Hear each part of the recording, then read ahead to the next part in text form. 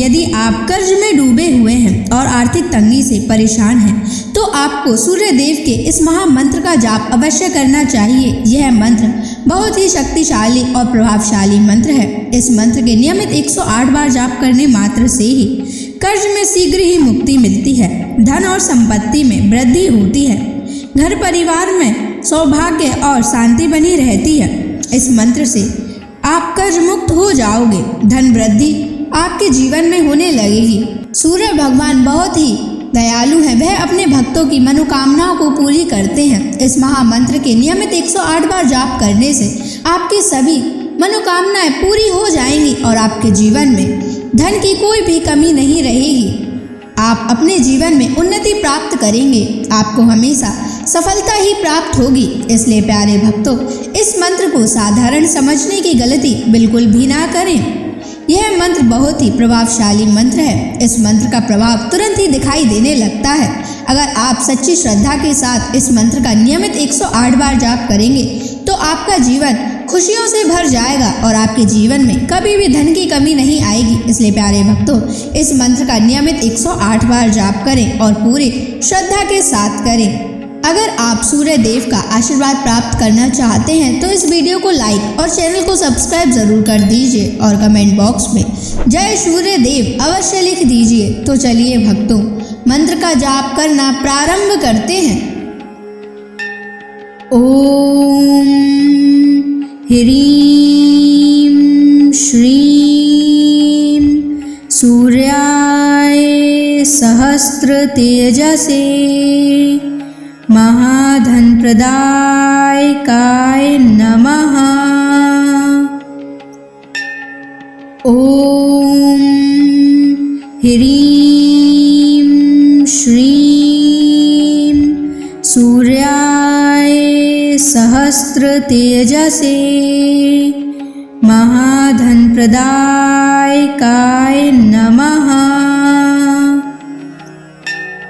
ओम ह्रीं श्रीं सूर्याय सहस्र तेजसे महाधन प्रदायकाय नमः। ओम ह्रीं श्रीं सूर्याय सहस्र तेजसे महाधन प्रदायकाय नमः। ओम ह्रीं श्रीं सूर्याय सहस्र तेजसे महाधन प्रदायकाय नमः। ओम ह्रीं श्रीं सूर्याय सहस्र तेजसे महाधन प्रदायकाय नमः। ओम ह्रीं श्रीं सूर्याय सहस्र तेजसे महाधन प्रदायकाय नमः। ओम ह्रीं श्रीं सूर्याय सहस्र तेजसे महाधन प्रदायकाय नमः। ओम ह्रीं श्रीं सूर्याय सहस्र तेजसे महाधन प्रदायकाय नमः। ओम ह्रीं श्रीं सूर्याय सहस्र तेजसे महाधनप्रदायकाय नमः। ॐ ह्रीं श्रीं सूर्याय सहस्रतेजसे महाधनप्रदायकाय नमः। ॐ ह्रीं श्रीं सूर्याय सहस्रतेजसे महाधनप्रदायकाय नमः। ॐ ह्रीं श्रीं सूर्याय सहस्रतेजसे महाधनप्रदायकाय नमः। ॐ ह्रीं श्रीं सूर्याय सहस्रतेजसे महाधनप्रदायकाय नमः। ॐ ह्रीं श्रीं सूर्याय सहस्रतेजसे महाधनप्रदायकाय नमः। ॐ ह्रीं श्रीं सूर्याय सहस्रतेजसे महाधनप्रदायकाय नमः। ॐ ह्रीं श्रीं सूर्याय सहस्रतेजसे महाधनप्रदायकाय नमः। ॐ ह्रीं श्रीं सूर्याय सहस्रतेजसे महाधनप्रदायकाय नमः। ॐ ह्रीं श्रीं सूर्याय सहस्रतेजसे महाधनप्रदायकाय नमः। ॐ ह्रीं श्रीं सूर्याय सहस्रतेजसे महाधनप्रदायकाय नमः। ॐ ह्रीं श्रीं सूर्याय सहस्रतेजसे महाधनप्रदायकाय नमः। ॐ ह्रीं श्रीं सूर्याय सहस्रतेजसे महाधनप्रदायकाय नमः। ॐ ह्रीं श्रीं सूर्याय सहस्रतेजसे महाधनप्रदायकाय नमः। ॐ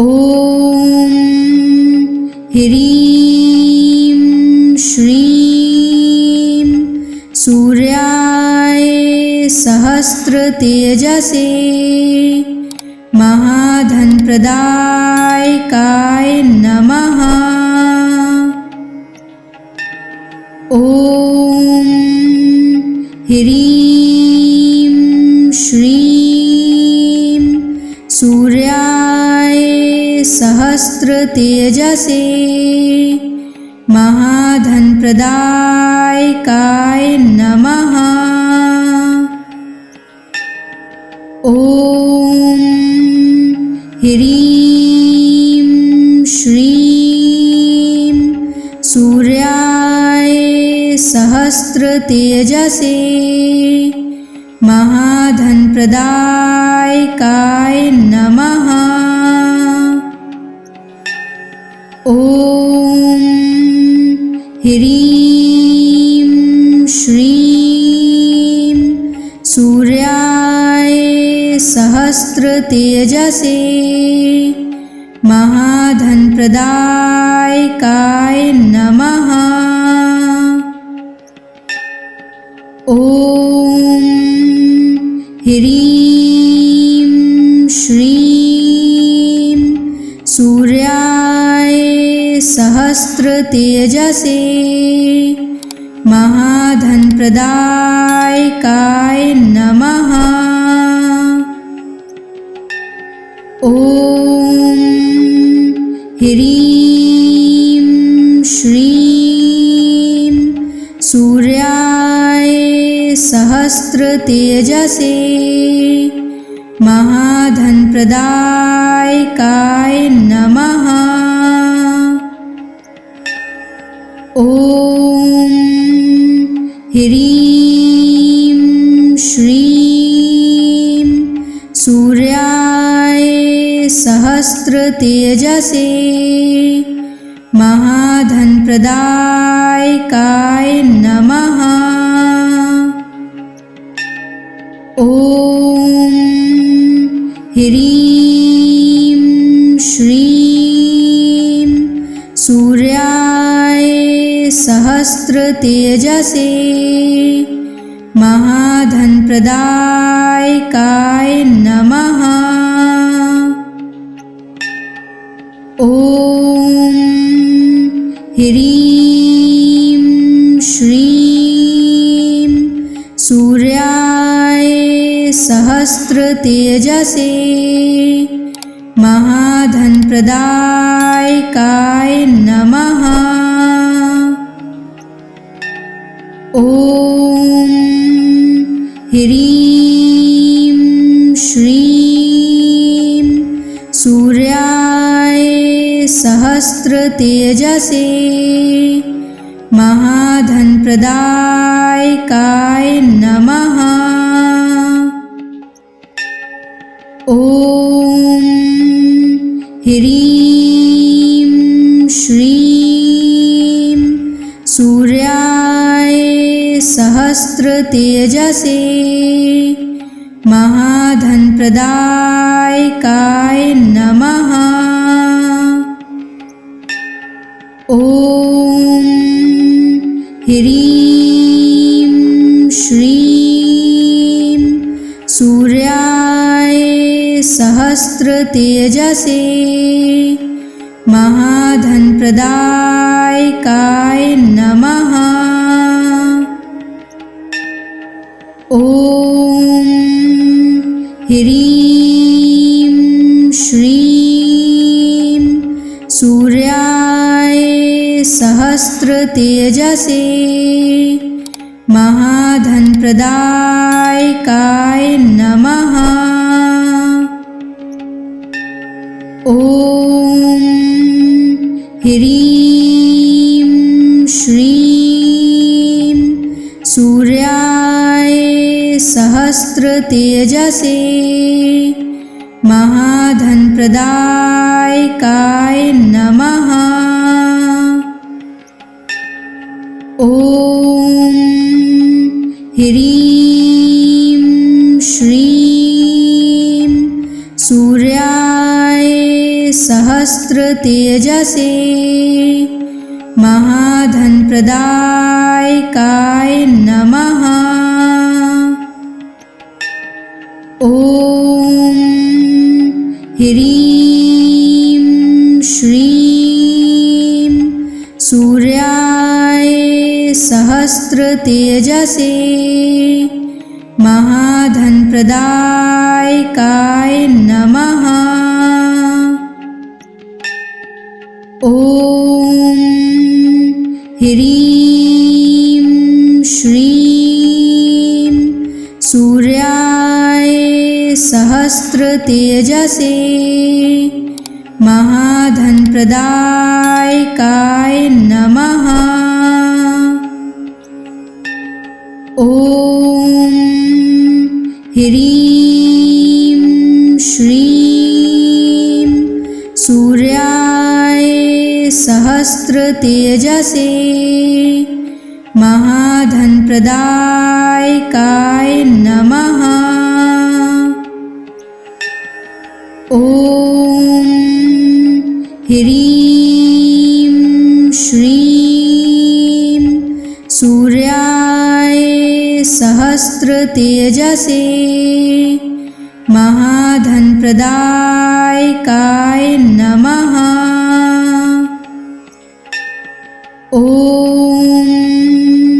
ह्रीं श्रीं सूर्याय सहस्रतेजसे महाधनप्रदायकाय नमः। ॐ ह्रीं श्रीं सूर्याय सहस्रतेजसे महाधनप्रदायकाय नमः। ॐ ह्रीं श्रीं सूर्याय सहस्रतेजसे महाधनप्रदायकाय नमः। ॐ ह्रीं श्रीं सूर्याय सहस्रतेजसे महाधनप्रदायकाय नमः। ॐ ह्रीं श्रीं सूर्याय सहस्रतेजसे महाधनप्रदायकाय नमः। ॐ ह्रीं श्रीं सूर्याय सहस्रतेजसे महाधनप्रदायकाय नमः।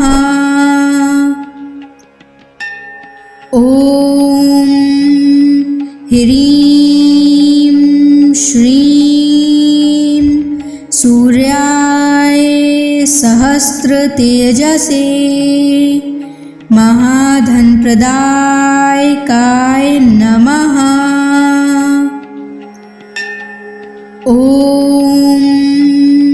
ह्रीं श्रीं सूर्याय सहस्रतेजसे महाधनप्रदायकाय नमः। ॐ ह्रीं श्रीं सूर्याय सहस्रतेजसे महाधनप्रदायकाय नमः। ॐ ह्रीं श्रीं सूर्याय सहस्रतेजसे महाधनप्रदायकाय नमः। ॐ ह्रीं श्रीं सूर्याय सहस्रतेजसे महाधनप्रदायकाय नमः।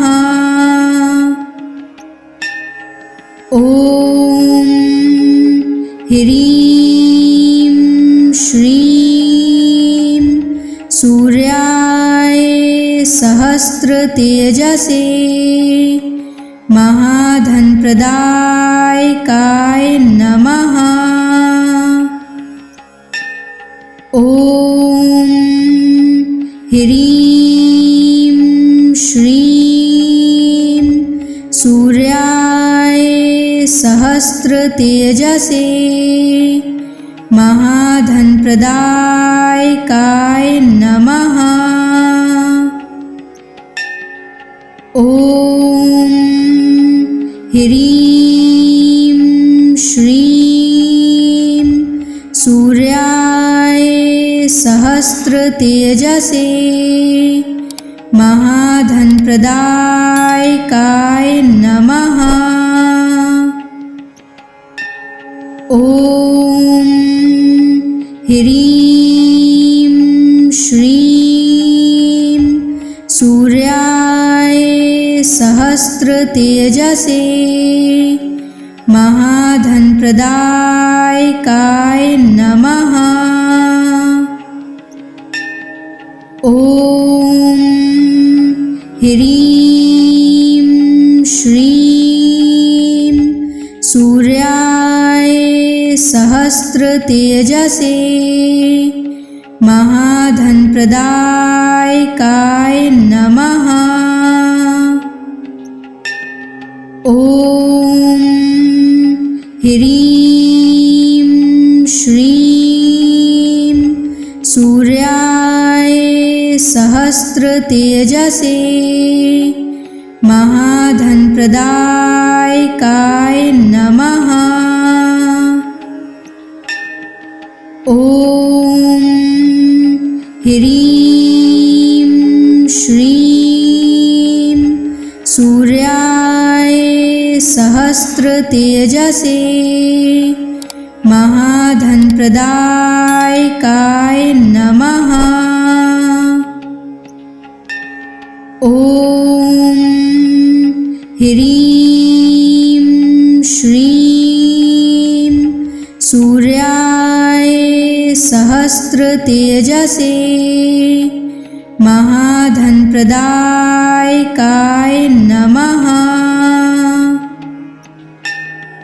ओम ह्रीं श्रीं सूर्याय सहस्त्र तेजसे महाधन प्रदायकाय नमः। ओम ह्रीं श्रीं सूर्याय सहस्त्र तेजसे महाधन प्रदायकाय नमः। ओम ह्रीं श्रीं सूर्याय सहस्त्र तेजसे महाधन प्रदायकाय नमः। ओम ह्रीं श्रीं सूर्याय सहस्त्र तेजसे महाधन प्रदायकाय नमः। ओम ह्रीं श्रीं सूर्याय सहस्त्र तेजसे महाधन प्रदायकाय नमः। ओम ह्रीं श्रीं सूर्याय सहस्त्र तेजसे महाधन प्रदायकाय नमः। ओम ह्रीं श्रीं सूर्याय सहस्त्र तेजसे महाधन प्रदायकाय नमः। ॐ ह्रीं श्रीं सूर्याय सहस्रतेजसे महाधनप्रदायकाय नमः। ॐ ह्रीं श्रीं सूर्याय सहस्रतेजसे महाधनप्रदायकाय नमः। ॐ ह्रीं श्रीं सूर्याय सहस्रतेजसे महाधनप्रदायकाय नमः। ॐ ह्रीं श्रीं सूर्याय सहस्रतेजसे महाधनप्रदायकाय नमः।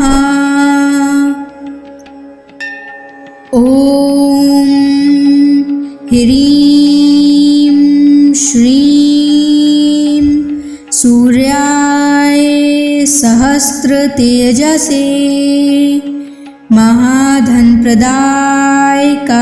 नमः। ॐ ह्रीं श्रीं सूर्याय सहस्रतेजसे महाधनप्रदायकाय नमः। ॐ ह्रीं श्रीं सूर्याय सहस्रतेजसे महाधनप्रदायकाय नमः। ॐ ह्रीं श्रीं सूर्याय सहस्रतेजसे महाधनप्रदायकाय नमः।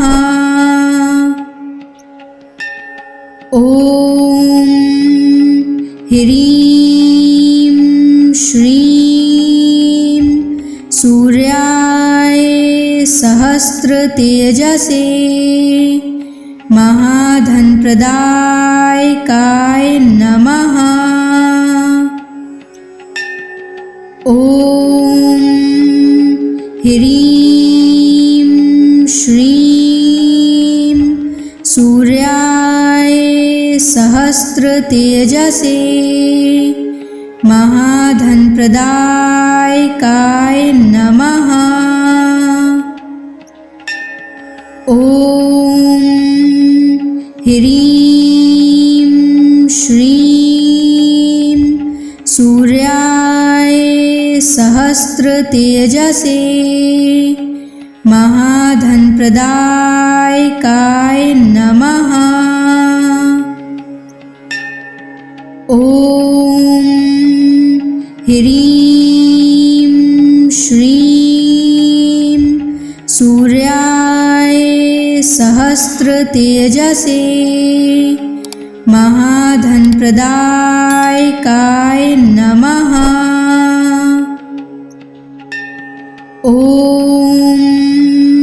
ह्रीं श्रीं सूर्याय सहस्रतेजसे महाधनप्रदायकाय नमः। ॐ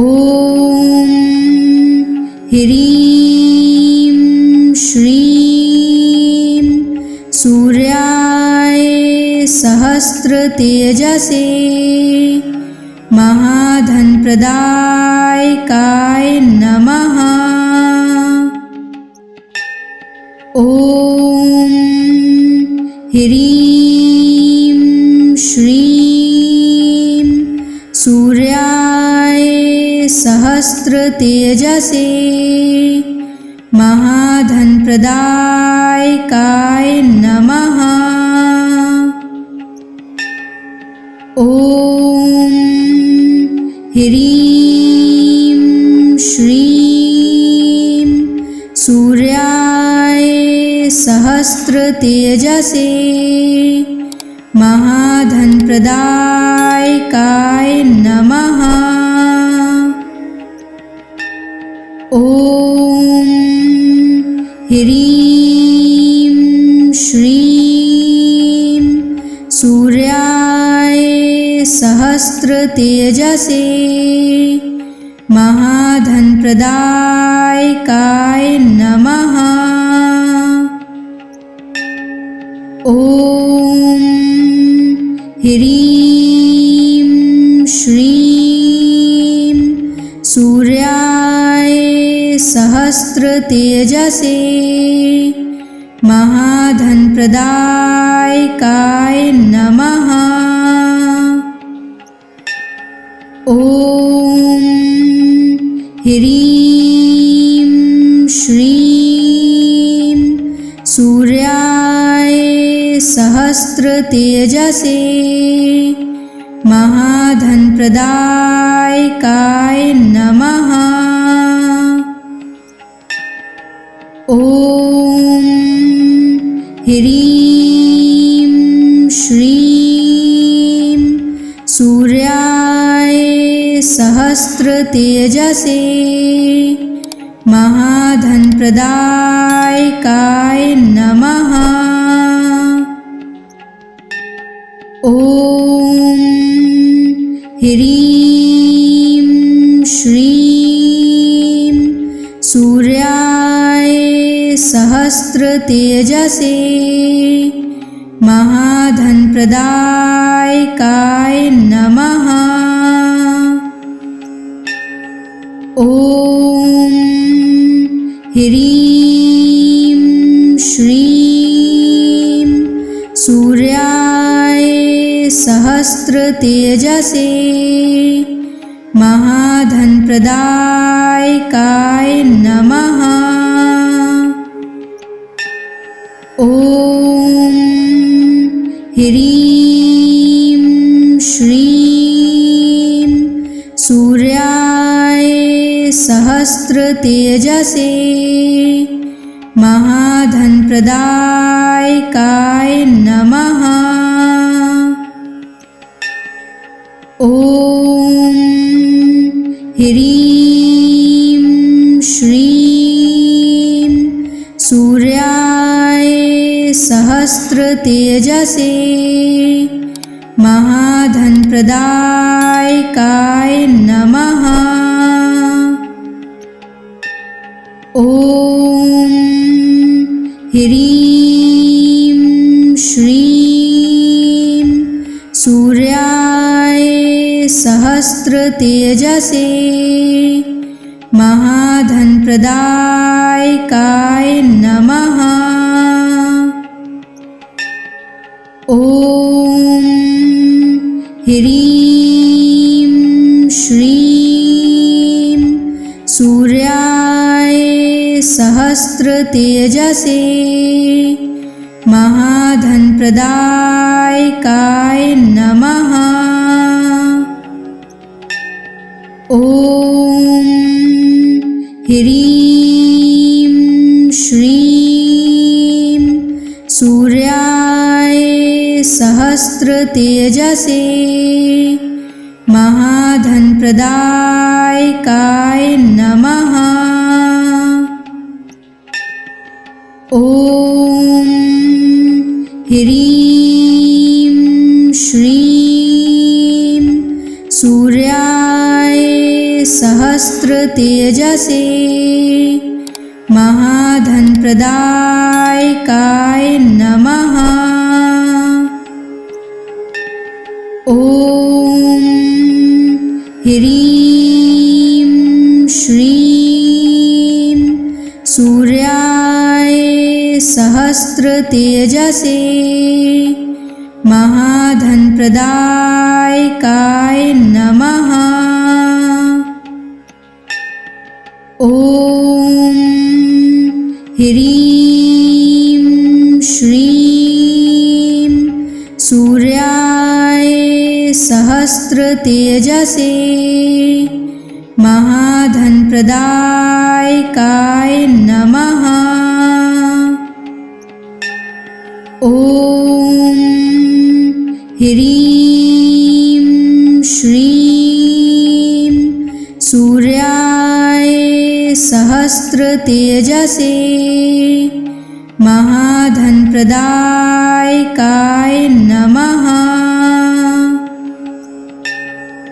ॐ ह्रीं श्रीं सूर्याय सहस्रतेजसे महाधनप्रदायकाय नमः। ॐ ह्रीं श्रीं सूर्याय सहस्रतेजसे महाधनप्रदायकाय नमः। ॐ ह्रीं श्रीं सूर्याय सहस्रतेजसे महाधनप्रदायकाय नमः। ॐ ह्रीं श्रीं सूर्याय सहस्रतेजसे महाधनप्रदायकाय नमः। ॐ ह्रीं श्रीं सूर्याय सहस्रतेजसे महाधनप्रदायकाय नमः। ॐ ह्रीं श्रीं सूर्याय सहस्रतेजसे महाधनप्रदायकाय नमः। ॐ ह्रीं श्रीं सूर्याय सहस्रतेजसे महाधनप्रदायकाय नमः। ॐ ह्रीं श्रीं सूर्याय सहस्रतेजसे महाधनप्रदायकाय नमः। ॐ ह्रीं श्रीं सूर्याय सहस्रतेजसे महाधनप्रदायकाय नमः। ॐ ह्रीं श्रीं सूर्याय सहस्रतेजसे महाधनप्रदायकाय नमः। ॐ ह्रीं श्रीं सूर्याय सहस्रतेजसे महाधनप्रदायकाय नमः। ॐ ह्रीं श्रीं सूर्याय सहस्रतेजसे महाधनप्रदायकाय नमः। ॐ ह्रीं श्रीं सूर्याय सहस्त्र तेजसे महाधनप्रदायकाय नमः। ॐ ह्रीं श्रीं सूर्याय सहस्त्र तेजसे महाधनप्रदायकाय नमः। ॐ ह्रीं श्रीं सूर्याय सहस्त्र तेजसे महाधनप्रदायकाय नमः। ॐ ह्रीं श्रीं सूर्याय सहस्त्र तेजसे महाधनप्रदायकाय नमः। ॐ ह्रीं श्रीं सूर्याय सहस्त्र तेजसे महाधनप्रदायकाय नमः।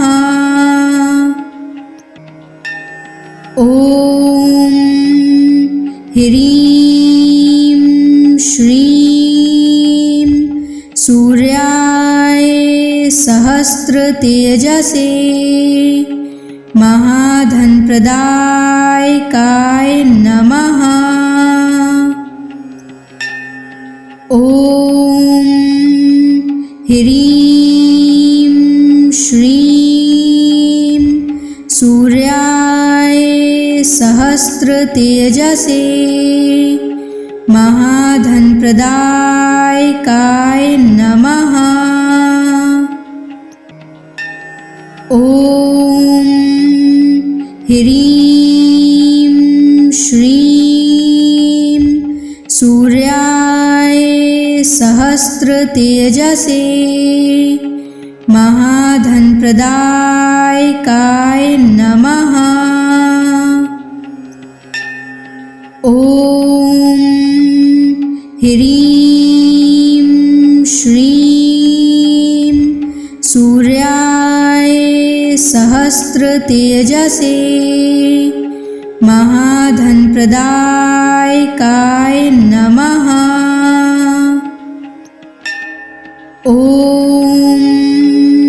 ह्रीं श्रीं सूर्याय सहस्त्र तेजसे महाधनप्रदायकाय नमः।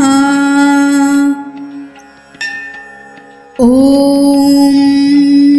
ह्रीं श्रीं सूर्याय सहस्त्र तेजसे महाधनप्रदायकाय नमः।